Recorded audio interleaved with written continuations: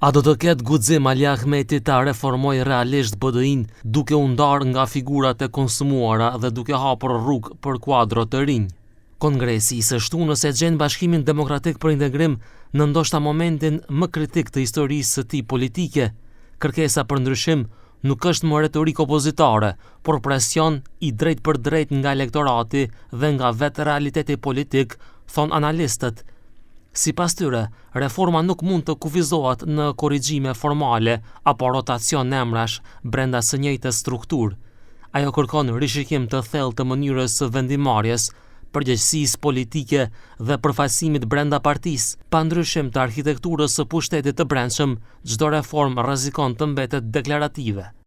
Esenca e reformës nuk qëndron në ndryshime kozmetike, por në riformatim të mënyrës së të menduarit dhe të vepruarit politik. Një statut që përkufizon mandatet, ndan qartë kompetencat, por edhe mbi të gjitha përgjegjësitë, forcon rolin e liderit, por dhe të organeve partijake me peshë reale politike, duke vendosur njëkohësisht mekanizma të brendshëm kontrolli. Pa ndryshim të arkitekturës së pushtetit brenda partisë, s'ka reformë, ka vetëm rotacion figurash.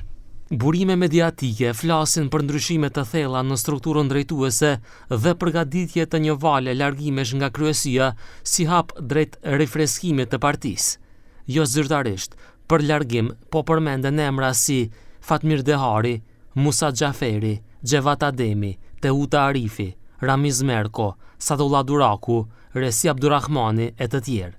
Parashikohen gjithashtu ndërhyrje në deg dhe zëvendësim udhëheqjeve lokale, me synimin për të rikthyer besimin e elektoratit dhe për të krijuar hapësirë për energji të reja politike.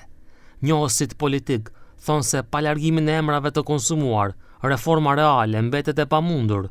Analisti Sefer Selimi thotë se kjo situatë në BDI kërkon ndërhyrje të thellë strukturore. Do të ketë reflektim të thellë edhe nga vetë njerëzit të cilët kanë qenë politik më tepër se 20 vite dhe janë konsumuar nga opinioni publik, si dhe do të mundsojnë hapjen rrugë për energji të reja, për figura të reja. Lideri i partisë Ali Ahmeti tani përballet me sfidën për të menaxhuar një tranzicion të vështirë, ose do të vazhdojë me të njëjtën qasje dhe të njëjtët aktor politik, ose do të hapë një kapitull të ri me ndryshime thelbësore. Në fund dilema mbetet e qartë, a do të shndrohet Kongresi 20 vjetorit në pikë kthese që jep BDI-s një drejtim të ri dhe një shans për ringritje, apo do të mbetet një ritual formal që vetëm sa konfirmon vazhdimin e rënjes politike.